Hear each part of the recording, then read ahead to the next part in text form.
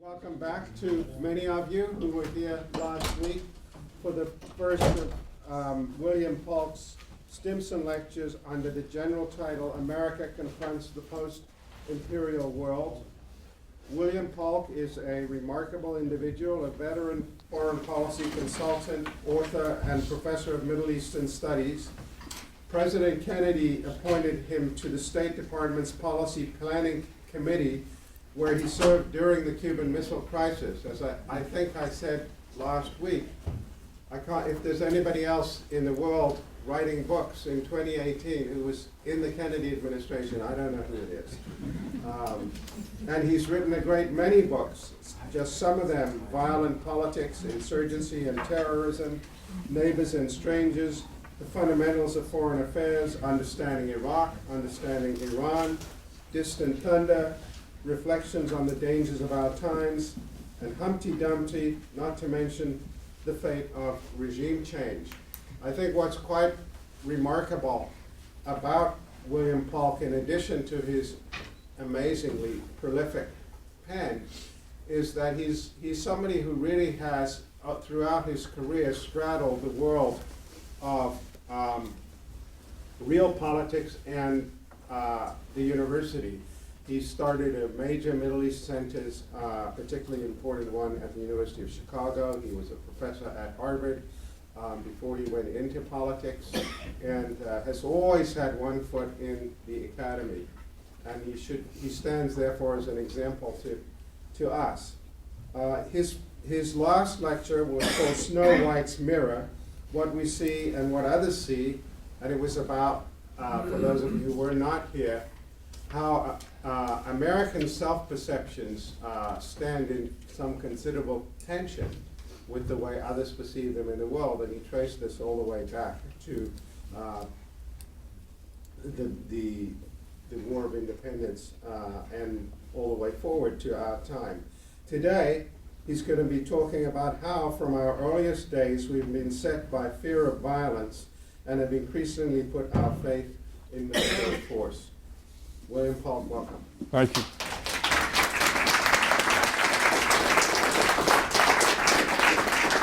Thank you, sir. Thank you. It's a great pleasure to be here, and a particular pleasure to see that some of you came back again. In my first talk, I discussed the role of colonialism and the fascination with war that Americans express in thought and action. I now want to turn back the clock to the Constitutional Convention of 1787 to discuss how from our earliest days we've been excited by, and also frightened by, the ability of the military as an institution and the military as a mindset to engage us in war. I will go into detail on these issues because I believe they're the most important touchstones we have to evaluate our current problems and potentials, and because it appears to me that so few Americans know much about our social contract, the Constitution. To judge the legality of our actions and to uphold the essential principles that we have, jurists, of whom I'm not one, today often act as historian, of whom I am one. Like historians, the lawyers and judges go back to the authors and events that shaped the Constitution, but it's surprising how few of our contemporaries do. This is not an arcane activity. The laws that affect our daily lives are matched, or should be matched, against constitutional standards. Yet, as the prominent historian of America, Gordon Wood, has written, most universities have long since given up teaching undergraduate courses in American constitutional history. And most of those few remaining professors who do teach it are retiring and not being replaced. A poll conducted a few years ago found that more than 1 in 3 Americans did not know in what century the American Revolution happened, and probably even fewer could have said when the Constitution was written or what it mandated. So I ask your indulgence. If I repeat what you already know, I will be delighted. And if I supply new information or insights, perhaps you may find that helpful. I find it fruitful to think of the Constitution I was teased by saying that the other day I spoke to you about Snow White's mirror. Today I'm going to talk to you about a tree. I like to think of the Constitution as a tree. Then we can ask when it was planted, what the soil its roots had to find their way into, how its trunk and branches took shape at the 1787 Constitutional Convention, and how successive judges and political leaders have grafted new branches onto it so that it shapes the America we have today. I'll take up first the soil in which the Constitution tree was planted. What brought the men who gathered in Philadelphia in the uncomfortable State House during the hot and humid summer of 1787 was failure. During the Revolutionary War, when it came to national interest, General George Washington found that even in the midst of battle, militia troops, that is, the people under arms, had the habit of just running away, occasionally without even firing their weapons. Washington regarded them as simple cannon fodder. And despite our pride in the spirit of 1776, that spirit is more evident in retrospect than it was then. As the chief engineer of the Continental Army, a French volunteer, Louis Duportail, lamented, "There are 100 times more enthusiasm in any Paris cafe for the American Revolution than I find in all the colonies put together." Many American colonists have focused on their private aims at that time, sold food and equipment to the British, and starved Washington at Valley Forge. Others found it more profitable and safer to kill Indians than to fight the British. This is not surprising. We see the same shortfalls today among formerly colonial peoples throughout Asia and Africa. Making the transition from colonialism, which I talked about so much last time, to independence is a very slow process, and during the time it takes to create the sort of national esprit de corps the transition requires, there are many, many setbacks. We see these failures, disillusionments, and bouts of lawlessness glaringly in our daily newspapers, in the shaky regimes and so-called failed states in much of the world. Often the newly liberated peoples come to feel nostalgia for their former regimes. As they look around themselves, they see that former colonial auxiliaries have frequently become oppressive armies, and former freedom fighters have become tyrants or warlords. Post-revolutionary America hovered on the brink of a similar anarchy. True, the colonists had won the War of the Revolution, but in the peace that followed, America was what we would call today a failed state. The first attempt at forming the new country had not worked. The people had seen that their sacrifices had not brought the millennium they had hoped for. The mood of the American public, as reported throughout the former colonies, was one of confusion, dejection, and anarchy. Everyone was distressed. Some even advocated returning to the British Empire. As the Yellow Press would later coin the phrase, the public was seething. The governing institution, the Confederation Congress, the successor to the Continental Congress, had not taken. It could not cope with the strong-willed independence of the several states. It could not ensure domestic tranquility, the favorite phrase, of course, in the subsequent Constitution, nor any more than the British could it prevent the restless colonies from provoking war with the Indian nations on the frontier.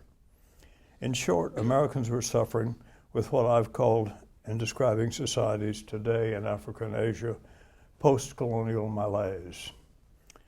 The more established, that is, the earlier immigrants who'd been running the colonies, realized that they must do something to bring a sense of order. That's why they were gathering to plant a new tree.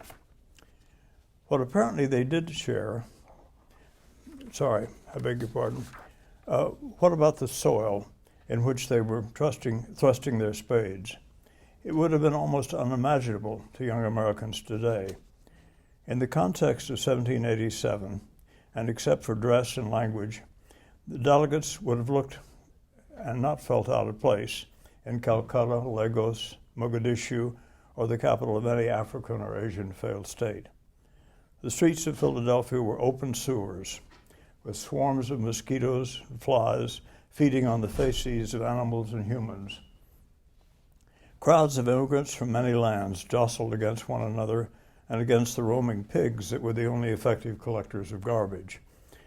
Bathing was little practiced. Even clean drinking water was a luxury beyond the reach of the indigent.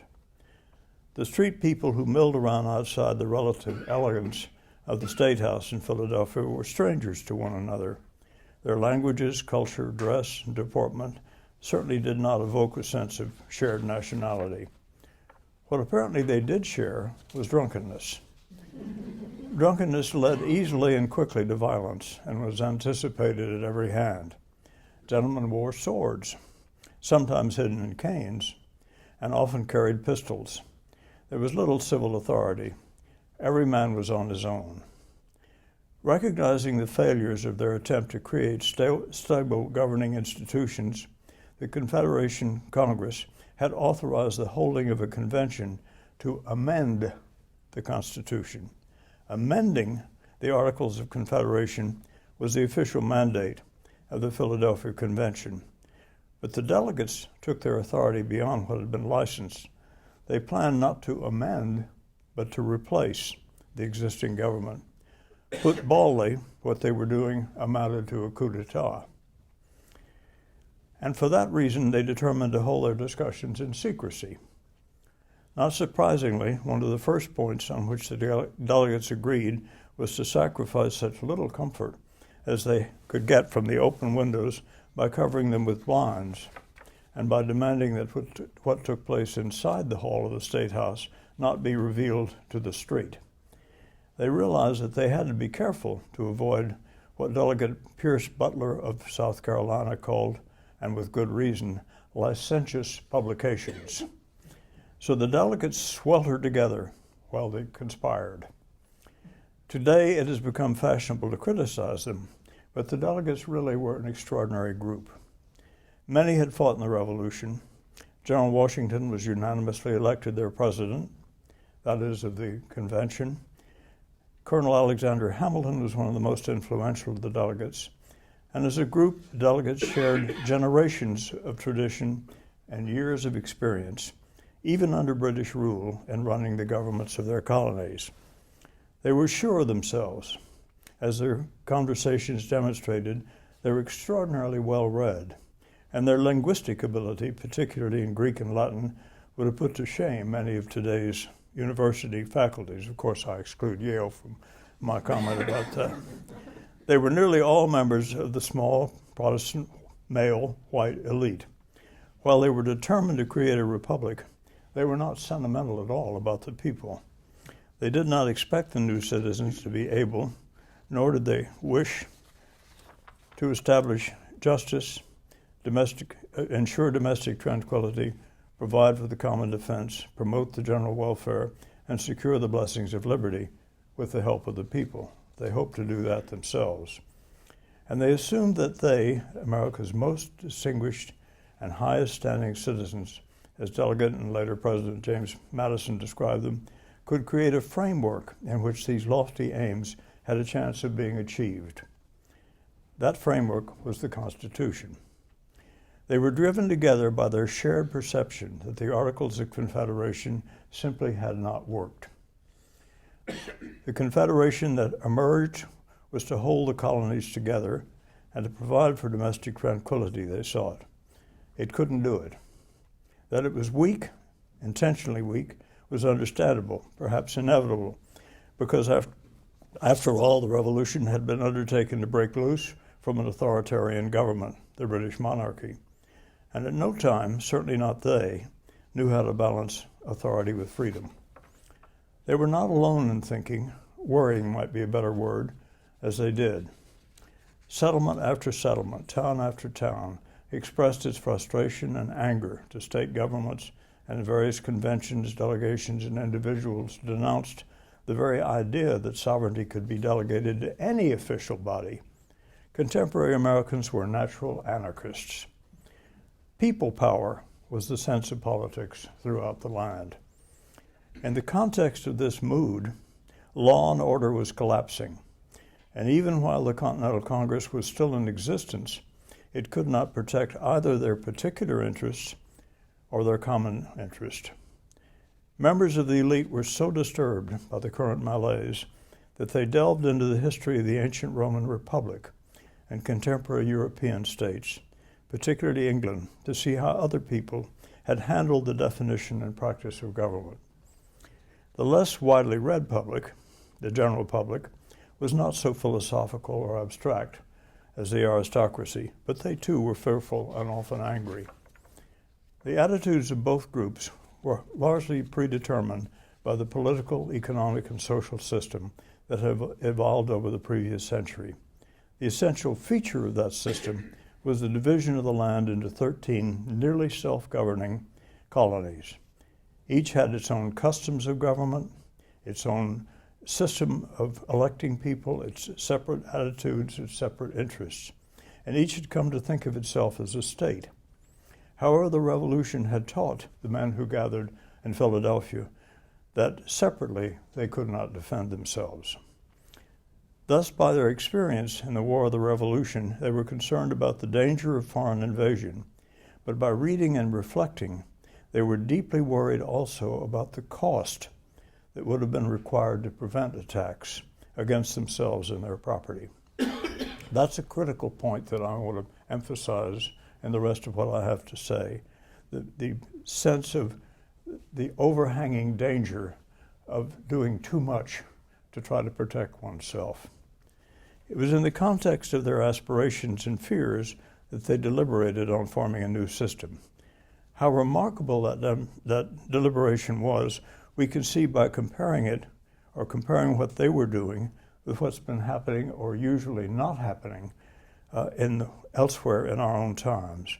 Over much of Asia and Africa, in the aftermath of decolonization, successor local elites continue to tear apart their emerging societies and even the physical inheritance of the colonial period. The Founding Fathers were determined not to let this happen. Being relatively isolated, even from contact with one another, many had not met before they gathered in Philadelphia, and contact among them was sporadic and expensive. The only real contact they had was by post and a gossip-driven press, but the press in those days were really just sheets that had been run off by local printers telling what the local gossip was. I have to break in here and tell you an anecdote about my own family.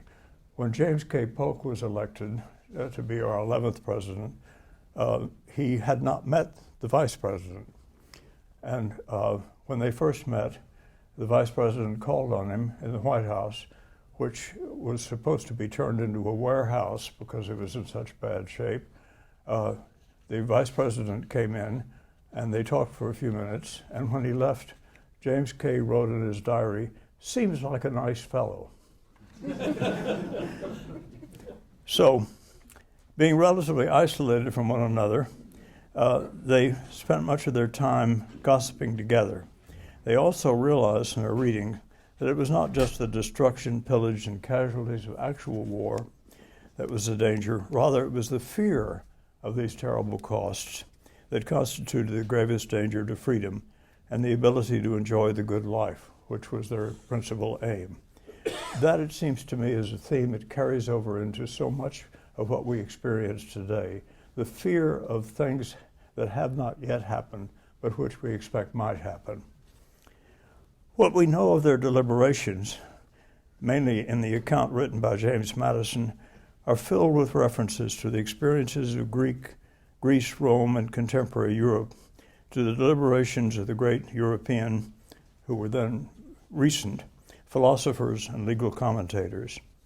Since we also know that they shared long evenings over well-lubricated, long and heavy meals, we can imagine their months together must have constituted a sort of running seminar on governance and on the propensity of government to become tyranny, which is a theme that runs through all of their conversations. We have to ask where the delegates got their ideas. Put in terms of the analogy I drew of the document they were developing to a tree, we can see the seedlings that they were trying to plant. The first answer is that they read widely and surprisingly deeply. They virtually memorized Montesquieu's The Spirit of the Laws and imbibed Sir William Blackstone's commentaries on English common law, which they assumed to be fundamental to all democratic, or not democratic, all republican governments. Many also read Emmerich de Vattal's The Law of Nations. Benjamin Franklin bought several copies and distributed them among his colleagues, commenting that the circumstance of a rising state make it necessary frequently to consult the law of nations. The second answer to what they were doing is perhaps even more compelling. The delegates had been through a remarkable series of personal experiences. First, the years of agitation leading up to the Revolution, which were followed by the often bitter struggle with the British rulers. They learned about armies firsthand. The partly mercenary British Army had to live off the land and stole what it needed. It was often compelled to fight a guerrilla war. In this insurgency, the civilians suffered, but to different degrees and at different times. By modern standards, the suffering of the civilian population was relatively mild, but it deeply divided the population and caused the expulsion or flight of many loyalists. Finally, the revolutionaries, and the many who just stood aside, came to feel a gnawing sense that all of it may have been for naught. And these experiences were compacted into very few and very recent years. We must remember that in May 1787, when the delegates met in Philadelphia, the memories of British rule were very recent. The Treaty of Paris that ended the war with Great Britain was signed only in 1783. So the delegates at the Constitution Convention met in little more than 3 years after they had achieved some degree of independence. Their overriding memory was almost certainly of military action. Thus, while some of the delegates, notably Alexander Hamilton, greatly admired the monarchy as an institution, the monarchs had been painfully and proximately represented by the British Army. To the colonists, the government to be most feared was the one that had an army. Understandably, the very idea of a standing army was anathema. Founding Father James Madison probably spoke for most Americans, and certainly for those who wrote the Constitution, when he said, "A standing military force with an overgrown executive will not long be safe companions to liberty." The means of defense against foreign danger have always been the instruments of tyranny at home. Among the Romans, it was a standing maxim to excite a war whenever revolt was apprehended. Throughout all of Europe, the armies kept up in the pretext of defending one another have enslaved the people. So how could a republic cope with this danger? The great conservative Alexander Hamilton argued that Americans should copy the British system by giving the president, who was, of course, the American version of the king, lifetime tenure. His argument was that only if the king felt safe would he refrain from subversion of the government. That is, if he felt endangered, he would use his power, and I quote, to prolong his powers, and in the case of war, he would avail himself of the emergency to evade or refuse a degradation from his place. In short, war, perhaps stimulated by the fear of a would-be despot, could destroy the republic and render inoperative the system the Founding Fathers were endeavoring to put into place. The other delegates were not willing to go quite as far as Hamilton. They thought it was both possible and wise to trim the claws of any would-be despot. From Montesquieu's Spirit of the Laws, the writers of the Constitution concluded they must keep the armed forces within strict bounds. So few as they required to defend the land should not be foreign or a mercenary force. It should owe the Republic, if it were a mercenary or foreign force, no loyalty. And even native troops should be at the command of a civilian government, which should have the right to disband them as soon as it pleased. Moreover, while serving under these arms, the soldiers should live in common with the rest of the people, and no separate camps, barracks, or fortresses should be suffered. But Montesquieu continued, unless they're carefully controlled, armies develop their own will. It is natural for mankind to set a higher value upon courage than timidity, he said, on activity rather than prudence, on strength rather than counsel. As soon, he argued, as the public accepts their right to represent the nation, they will convert a civil government into a military government. This, he pointed out, was the fate of Rome and could be the fate of all republics. Thus, as James Madison later wrote in Federalist Papers, number 41, and I quote again, "A wise nation, whilst it does not rashly preclude itself from any resource which may become essential to its safety, will exert all its prudence in diminishing both the necessity and the danger of resorting to the creation of a standing army, which may be inauspicious to its liberties." Listening to the delegates, one hears that they wanted to seat political power in the people. As Madison put it in his Federalist 39, they believe that government derives all of its powers directly or indirectly from the great body of the people. But as men of experience in running their own affairs, the delegates in Philadelphia distrusted the people. So the Constitution they were devising also had the aim, as Gouverneur Morris of New York and Pennsylvania put it, to save the people from their own most dangerous enemy, themselves. Here is how the delegates perceived the issue of power to make war. They felt that they had to address the issue of who or what agency of government could take this momentous step. In Madison's notes, we can almost hear their voices. I want you to listen to some of them as I read them out, or imagine that you are listening to them, because I will read directly as quotes. But I think the key thing that I want to emphasize here is how desperately worried they were of the disequilibrium in the system they were trying to create. An overwhelming military, a weak central government, the inability of these forces to balance one another, and only in that balance did they feel that we have a chance to live the good life that we all wanted to live, and also to maintain our freedom. I start with Friday, August the 21st, 1787. And as I say, I will quote these various things. Mr. Charles Pinckney of South Carolina opposed the vesting of this power to make war in the legislature. Its proceedings, he said, were too slow. It would meet only once a year. The House of Representatives would be too numerous for serious deliberation. The Senate, he thought, would be the best depository, be more acquainted with foreign affairs and most capable of proper resolutions. Mr. Pierce Butler, also South Carolina, objected, saying, "The objections against the legislature lie in great part also against the Senate." He was for vesting the power in the president, who will have all the requisite qualities and will not make war when the nation won't support it. Mr. Pinckney found this delegation of power to be a great danger. While he favored a vigorous executive, he was afraid that executive powers in the existing Congress might extend to peace and war, which would enable the executive to become a monarchy of the worst kind, to wit, an elective one.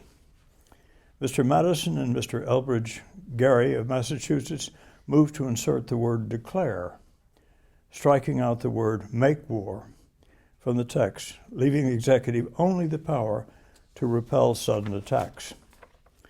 Mr. Roger Sherman of Connecticut thought the proposed wording stood very well. The executive should be able to repel, but not to commence war. Make is better, he said, than declare, the latter narrowing the power too much.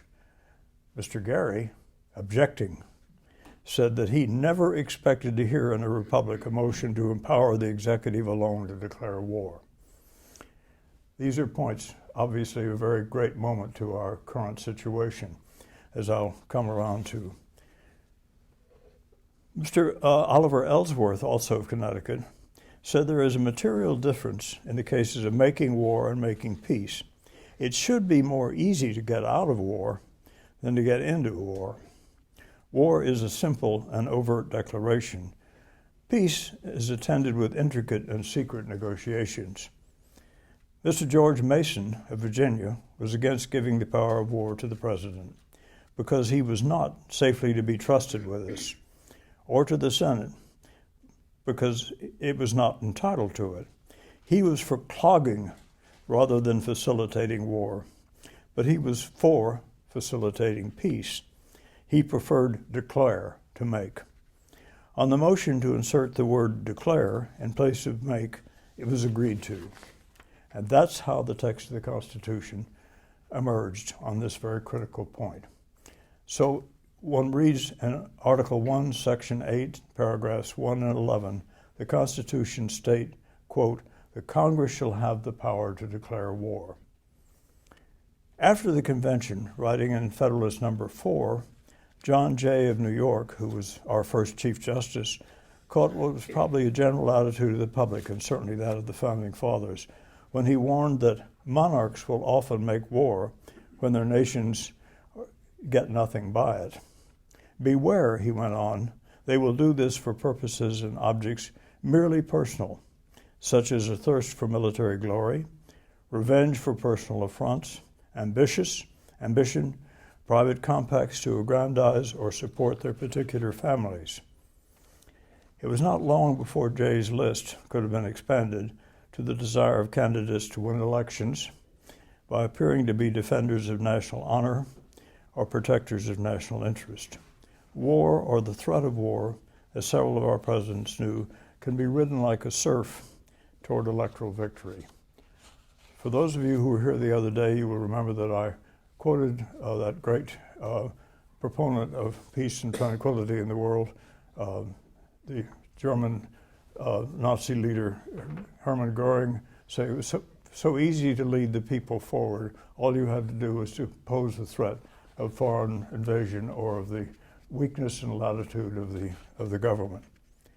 In later writings, James Madison focused more generally on the division of powers in war-making, saying that those who are to conduct a war cannot in the nature of things be proper or safe judges, whether a war ought to be commenced, continued, or concluded.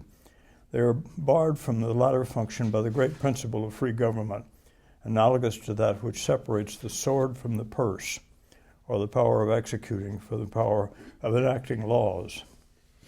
So what the Founding Fathers did was to limit the military in all the ways they thought would work. They planned to balance their little army, and it's astonishing, I think, for those of you who are not deeply familiar with American history, to find that the Army at that time was composed of a total of 718 men. The armed civilians in the state militias, of course, could be federalized, but only to execute the laws of the Union, to suppress insurrections or repel invasions. And that they set out in Article 1, Section 8, paragraph 15 of the Constitution. But they did not think this control system was sufficient. So they also specified that the Congress could raise and support armies, but no appropriation of money shall last for a longer term than 2 years. And the Congress, not the President, was to make rules for the government and regulation of the land and naval forces. In addition, despite the argument put forward by Alexander Hamilton for a lifetime tenure in office for the chief executive, they decided to limit his term in office to 4 years and restrict his power over the armed forces only to executing the orders of Congress.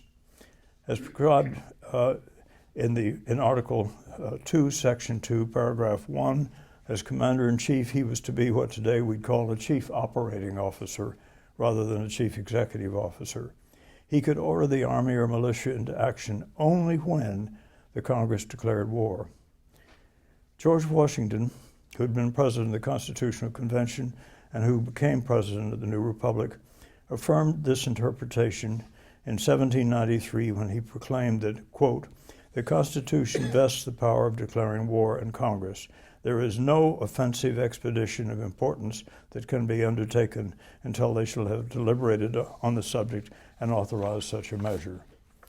As I have remarked before, many of these issues pop up in our daily newspapers every day before us, and the issue of who has the authority to undertake war, or particularly to make what we call today a first strike, is clearly specified in the Constitution. I turn now to what happened to the constitutional tree since it first took root. Although the issues of war were perhaps the most clearly stated and detailed of the injunctions spelled out in the Constitution, the delegates were aware that disagreements might come about. So the third major division of the Constitution, they ordered in Article 3, Section 1 and Section 2, the creation of a Supreme Court. In its first major ruling, 14 years after the Philadelphia Convention, the court affirmed a straightforward reading of what the delegates had written. I quote, "The whole powers of war, being by the Constitution of the United States vested in the Congress alone may declare war." The reading of the Constitution was unchallenged for most of the following century. But an external element had been introduced in 1800 into the issue of war powers that would come to haunt America in our times. In a speech made in 1800 before the Congress, the then Congressman John Marshall, who later became the Chief Justice of the Supreme Court, coined a phrase to describe the military or foreign affairs powers of the presidency. The phrase was sole organ. What he argued was that the president, as the Constitution clearly states, shall take care the laws be faithfully executed. As they related to war, the laws were motions passed by Congress. But Marshall wrote that the whole powers of war, being in the Constitution vested in Congress, the Congress alone may declare war. That was and remained the orthodox interpretation. But as we shall see, it was stretched far beyond what had originally been the intent. Almost half a century later, in 1848, the then Congressman Abraham Lincoln gave what apparently everyone assumed to have been the intent of the founders when he wrote in a private letter, "The provisions of the Constitution giving the war-making powers to Congress was dictated, as I understand it, by the following reasons. Kings had always been involved in impoverishing their people in wars, pretending generally, if not always, that the good of the people was the objective. This our constitutional convention understood to be the most oppressive of all kingly oppressions, and they resolved to so frame the Constitution that no one man should hold the power of bringing this oppression upon us." During the Civil War, the roles of the President and the Congress were again tested when ships were seized and had to be judged in what came to be known as the price cases. In ruling on them, the Supreme Court again affirmed that by the Constitution, Congress again has alone the power to declare national and foreign wars, and the President has no power to initiate or declare a war either against a foreign nation or a domestic state. In summary, we've seen that up to roughly 3 generations after writing the Constitution, no question arose about the division of powers between the Congress to declare war and the President to execute the war as passed by Congress. Indeed, it was to be another 70 years before this doctrine was challenged. Challenged it has been in our time. A legal basis has been brought forward to justify America's repeated engagement in wars and violations of human rights. Because this has been important, if little known or understood, and has led to a blowback with such disturbing force in our sense of security, trust in one another, and way of life, I want to examine how it came about and why it was a violation of the spirit of the Constitution. Here I must deal with the way later jurists have grafted onto the original tree of the Constitution new branches, creating what our great old philosopher Benjamin Franklin warned against, an imperial presidency. The issue has been defined by the phrase the sole organ. It is the president who is the sole author and sole actor in actions particularly concerned with foreign affairs or making war.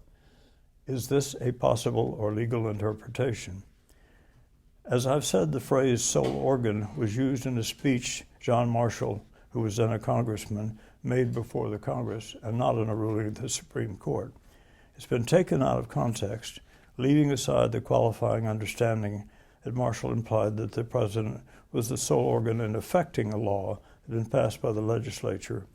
What President John Adams did was to carry out a provision in the Treaty with Great Britain requiring the delivery of a criminal. In Article 6, the Constitution specified that the treaty was the supreme law of the land. Rather than acting on his own, he appeared to be carrying out a constitutional order. But these very slight early precedents of action by President Adams and also the speech by John Marshall gave a pretext which was jumped onto in a Supreme Court decision that was written up by Justice George Sutherland.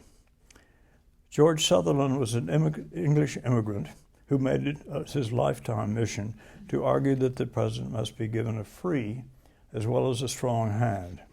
During the First World War, like many other Americans, including President Wilson, he was caught up in war fever of lynch mobs and massive incarnation. Sutherland's reading of the Constitution was set out in 1936 in a case known as United States versus the Curtiss-Wright Export Corporation. Briefly put, the case arose because in 1932, Curtiss-Wright was selling machine guns to Bolivia, which was then engaged in a war with Paraguay. The two states were acting as proxies for Shell and Standard Oil, both of which believed that the province along the frontier between Bolivia and Paraguay had large deposits of oil. In attempting to keep the peace, the U.S. government decided to stop the flow of arms. Thus, President Roosevelt, and I quote again, acting under and by virtue of the authority conferred in me by the joint resolution of Congress declaring an embargo on the sale of arms. Obviously, Roosevelt was not acting on his own, but under congressional authority. Curtiss-Wright then violated the embargo and continued to sell arms, and in response, the United States sued, and the case came before the Supreme Court and gave the court a chance to rule on the extent of presidential and congressional powers. Justice Sutherland wrote for the court, and his opinion, quoted in turn by later decisions, provided the basis for the assertion of presidential power in our time for the war on terror. He argued that in time of war, all restraints in American traditional rights and liberties lapsed. Further, he believed that civil liberties existed only in domestic law. While there is no reason to believe that he would have approved of torture, the decision he wrote for the Supreme Court has been used to justify it and other practices in the war on terror. It has also been used to give the president a license to invade other countries or to make, as I mentioned, first strikes against other countries. So it has been one of the most important decisions in the modern Supreme Court and deeply affects all of our lives. Essentially, what Justice Sutherland argued was that presidential power was far greater than had ever before been claimed, that in international relations the president is the sole organ of the federal government, and that the unbroken legislative practice from the inception almost throughout the national government must often accord to him, the president, a degree of discretion and freedom which would not be admissible were domestic affairs alone involved, and that the restrictive provisions of the Constitution were operative only in domestic law and limited even in them. As a historian, I found fundamental and indeed disqualifying faults in his opinions, and therefore in the use made of them to justify some of the worst abuses of our time. They deserve, indeed demand, our attention. The first fault is that American presidents, from Jefferson through Lincoln to Roosevelt, did not assert the powers Sutherland assigned to them. As I pointed out, each was careful to justify his actions, as Roosevelt did in the embargo of arms in South America, by authority granted by Congress.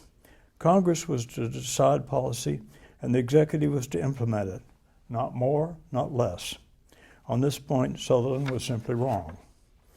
The second fault in Sutherland's argument was that he set a steady stream of presidential actions taken at his sole discretion for a century and a half, goes a long way in the direction of providing the presence of unassailable grounds for the constitutionality of the practice of the president handling all aspects of foreign affairs. But the acts he decided specifically were authorized by Congress.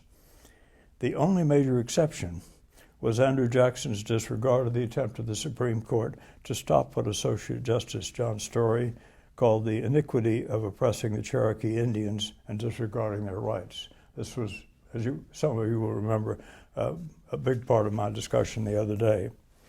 I do not believe that any serious legal scholar today would argue that Jackson was acting constitutionally.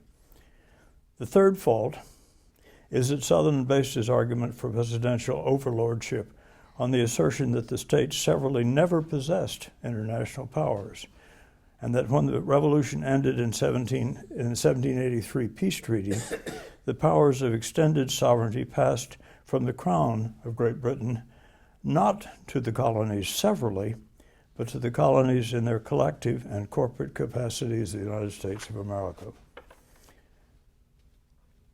But the states never had those powers. It is simply not true. In the 1783 Treaty of Paris that ended the Revolutionary War, it was specified that it was made between Great Britain on the one hand, and on the other hand, individually with each of the named 13 free, sovereign, and independent states. That's a quote from the treaty. Indeed, at the time when sovereignty was passed to the states, they had no single chief executive and no single legislature. While the Continental Congress was mentioned in the treaty, its sole function was to earnestly recommend to the states to restore properties they'd confiscated from British subjects. Sutherland was simply wrong.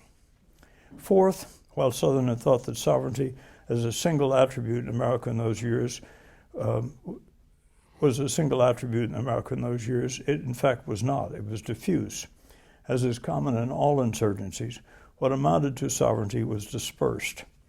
In the year before the best-known Philadelphia Declaration of Independence, nearly 100 declarations of independence were proclaimed by self-governing local groups. As I've written elsewhere, one of these was by my great-great-grandfather, General Thomas Polk.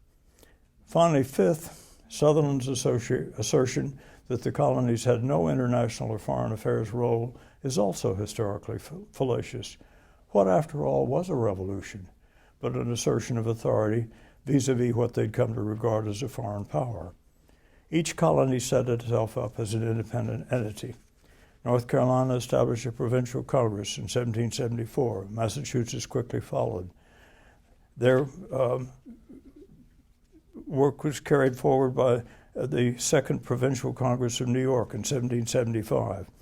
1776, Virginia's Declaration of Rights called for the proper, natural, and safe defense of a free state to be upheld by its own armed forces, and other colonies all followed. There's no sign the colonies gave up their separate sovereignty. That they did not, of course, was the major reason for the Constitutional Convention being held. And during the Revolutionary War, battles were fought separately, to the dismay of General Washington. The states employed their own military forces under their own command rather than under his. Later, while the Continental Congress enrolled an army of its own, the Continental Line, the states continued to maintain their separate armies or militias. Surely each of the colonies, or as they proclaimed themselves to be states, was engaged in foreign affairs. Foreign affairs, the struggle against Great Britain, was the essence of politics in each state. As the American historian Gordon Wood has written, when on July 4, 1776, America declared independence, the colonists were faced with the formidable task of creating new republican governments, in plural. Their immediate focus was not on any central authority, but on their individual state governments. Sutherland's mistakes have had profound effects on our lives. They were cited to overturn the careful balancing of powers the Founding Fathers spelled out in the Constitution. And for that, we've already paid a heavy price. Justice Sutherland wanted America to have a chief executive like Alexander had sought, but his fellow delegates had refused, an elected king who was virtually an overwhelming power. Indeed, Sutherland went further than Hamilton. His king was to have such power not only in foreign affairs, but also in domestic affairs. More recent presidents have felt themselves justified, indeed sometimes often impelled, to assume ever-increasing powers, both because they tend to see international relations as taking place among a world in a state of nature, either in actual or potential war against everyone, but because the pace of events is speeded up in an age of missiles and rapid response. In such a world, a school of military strategists has picked up Sutherland's opinion to justify that America be swift in using the sword.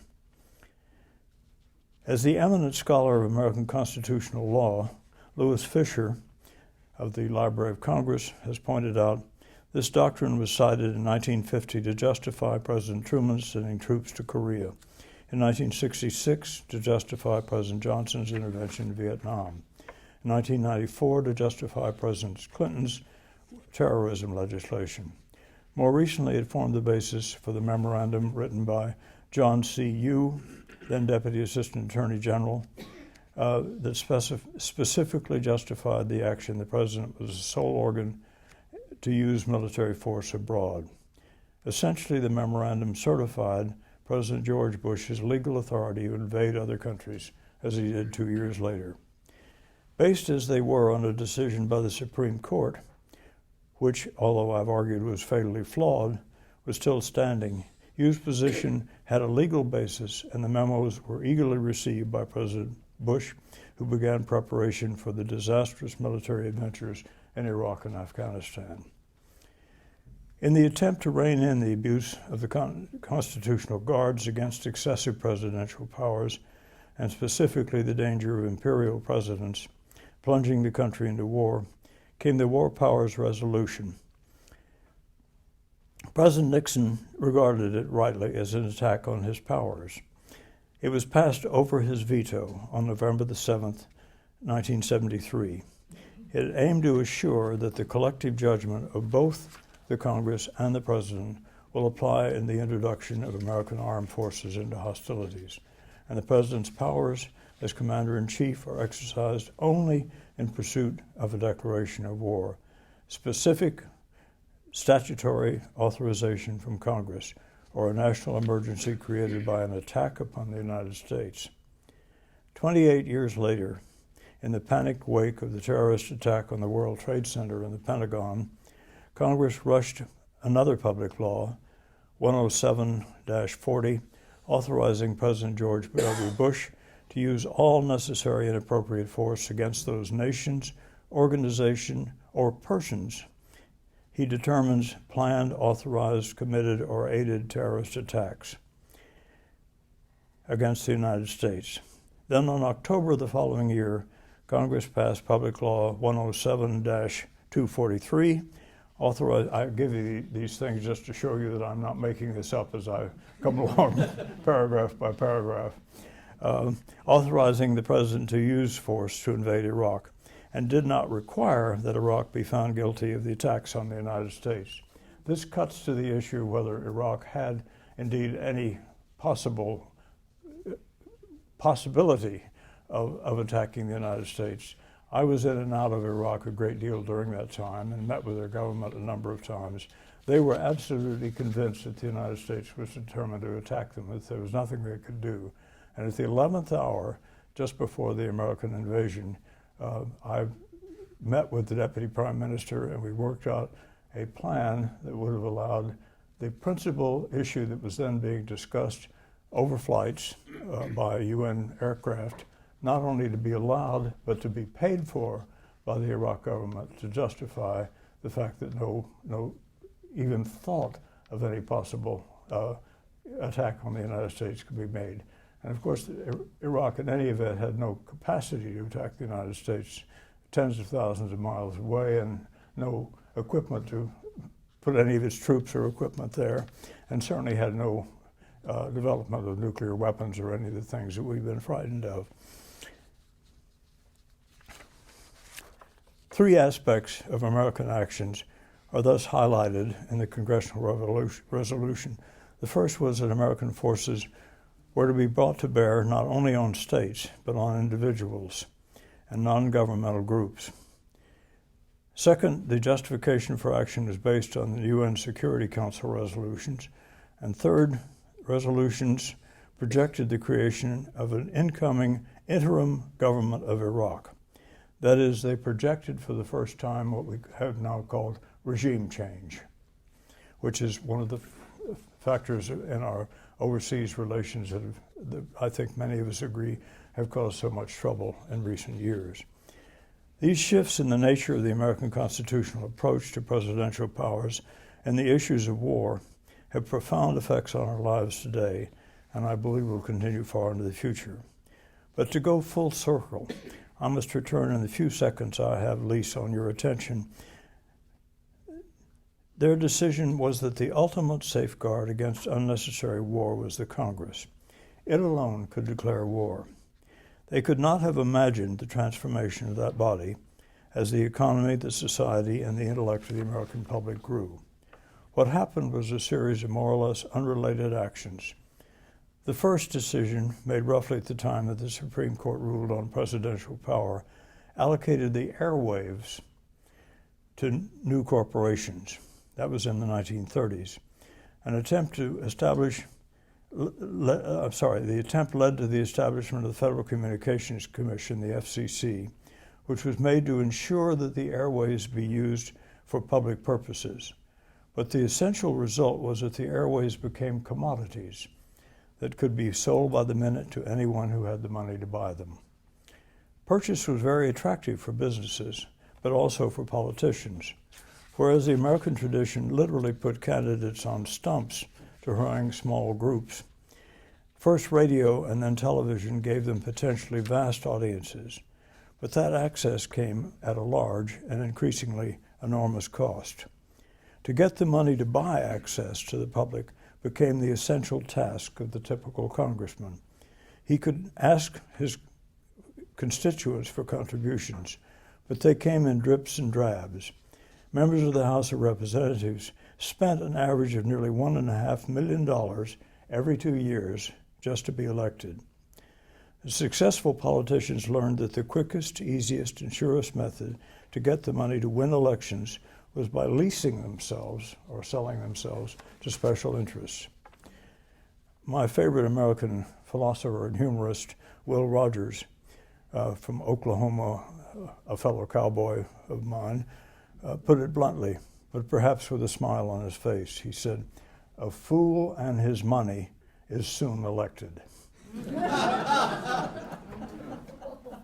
Joking or not, Will Rogers was right. In 2016, an average of 95% of the winners of both the House of Representatives and the Congress were those who spent the most. Prominent among the donors, of course, were war-related industries. So public interest groups and commentators have for years sought ways to rein in the corruption of the system by the quest for money. Their efforts to return something like the drafters of the Constitution had in mind have received a major setback. The Supreme Court ruled in 2010 in Citizens United case and in 2013 in McCutcheon versus the Federal Election Commission case, essentially that there are no limits on contributions since corporations are to be considered people. And lobbying is a form of speech which is protected by the First Amendment to the Constitution that prohibits curtailment of free speech. So in my next and final talk, I will try to bring together the experiences that set the pattern of action and the legal decisions that formed the American governmental system and put them into perspective of the challenges America now faced in the world affairs and discuss how they've impacted on our lives and what has been the reaction to them. Thank you very much.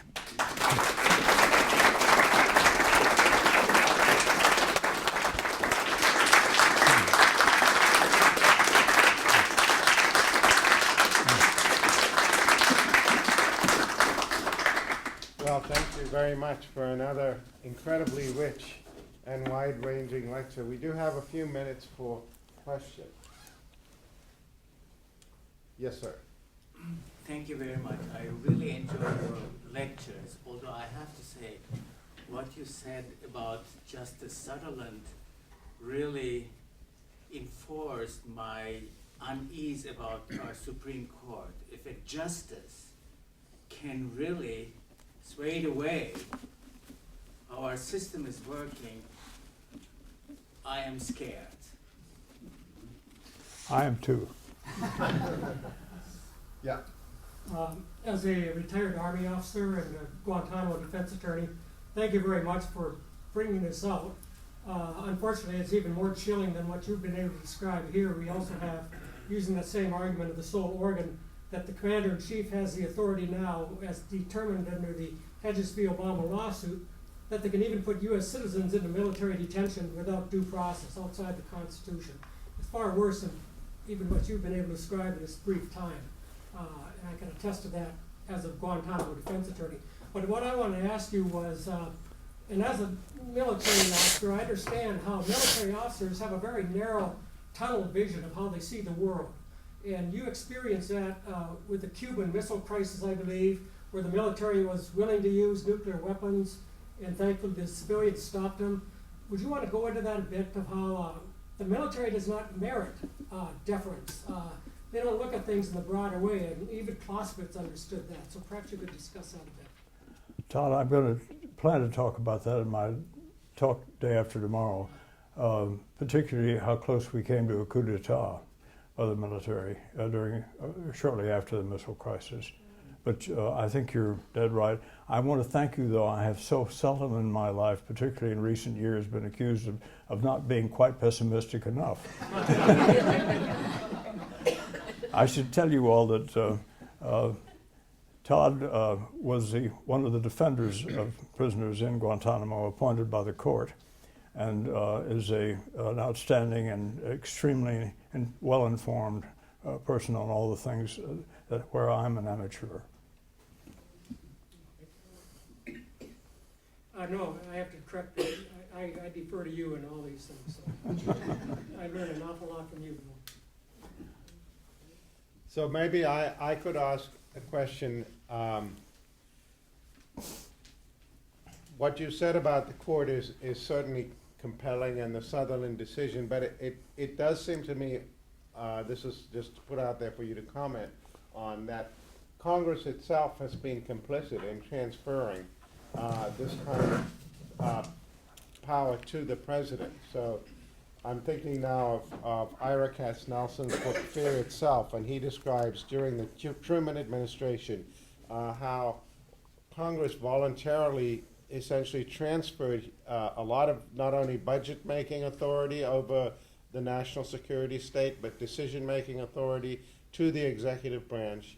And if you think about the Iraq invasion in 2003, the resolution that they passed that empowered Bush to go to war was largely, it seemed to me at the time and subsequently, that they didn't want to be held responsible for the war.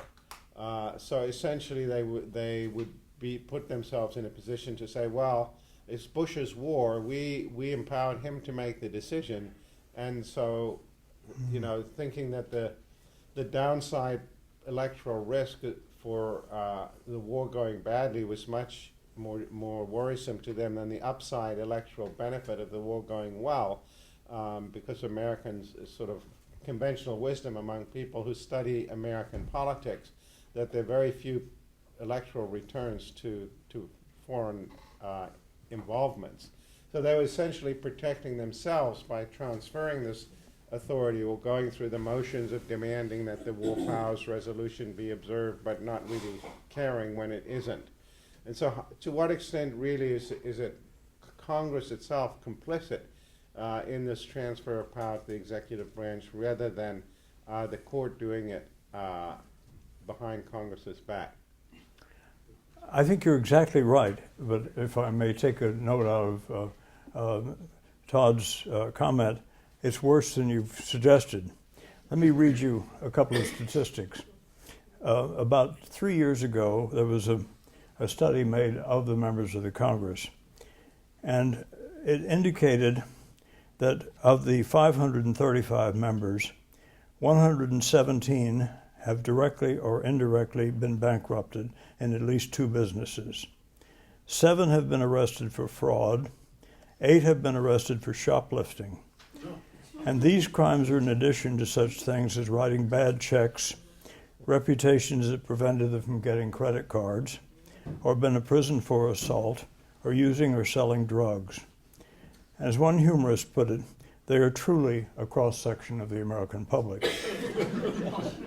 Knowing themselves well, they created, unknown to the public, something that I recently have only found out about, a secret fund that pays off their fines and their out-of-court settlements so that the charges brought against them won't hit the public press. That's public money, not private money, that went into this fund. The second thing that you're absolutely right, I think, about is that the Congress represents the public in its woeful ignorance about the world. I have left out of my talk, thinking it may have been too strong medicine to go into, what the polls indicate about our knowledge of the world, that is, we citizens. There are large numbers of college graduates who don't know where Washington is. There are quite a few who, something like 30%, couldn't tell what century the American Revolution occurred. During the Iraq and Afghan War, roughly a quarter of the college-educated Americans didn't know where either country was. As the people being questioned before the Senate to be appointed ambassadors in various countries, a large number of them didn't know where the country they were being appointed to was, or what language was spoken, or what politics were involved, or anything else about the jobs they were just about to take over. And the problem that we all face is one of how we can go back to something like the dilemma posed by the people in the Philadelphia Conference. If power is to be given to the people, can the people carry the power? Can they do the job as being represented by a congressman? So one section I've had to drop out because of time constraints is what we've tried to do, particularly since World War II, to educate ourselves. We've made tremendous efforts in this field. We haven't spent a lot of money. We spent a lot more money on one submarine than we spent on perhaps the whole program of trying to create an educated public. But starting with Sumner Wells, who in 1945 wrote a book called An Intelligent American's Guide to the Peace. There's been a whole literary industry devoted to educating the public about world affairs.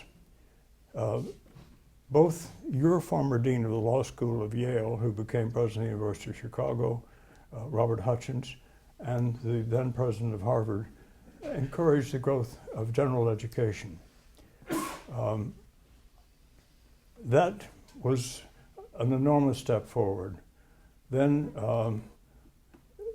Sumner Wells also started a series of books called the American Foreign Policy Library, with our former ambassador Edwin Reischauer to Japan writing the one on Japan, the foremost American scholar on China writing the one on China, and little Billy Polk from Fort Worth, Texas writing one on the Arab world.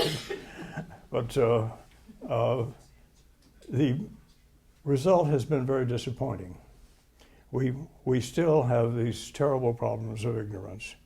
And I don't know what we have any real hope of doing very much of anything about it. I went out to give a lecture one time at a business school in the University of Arizona that was being paid for by a foundation on which I was then a board member.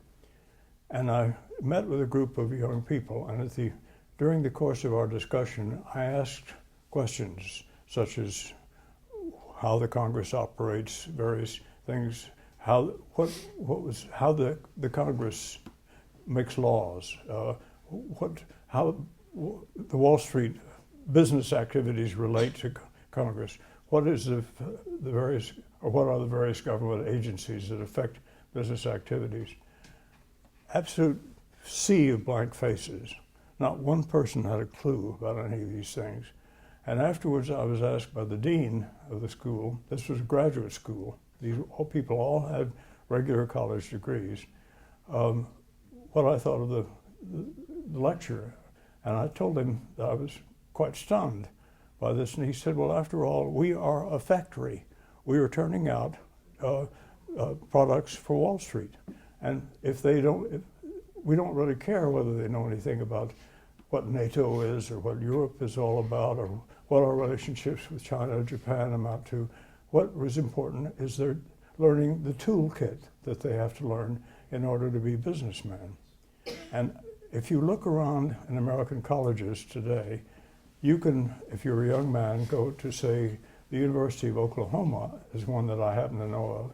You never have to learn a thing about art, music, literature, history, or anything else. You simply can go in, and from the first day that you are a college student, you can take a course on, in quotes, business. So I think we have our work cut out for us. And if I may just end this on one last note, which is I'm trying to talk about in the next point, where the dangers to our country lie. What can we do about them? And that I hope you all will come and help me do it. Thank you. Well, thank you so much.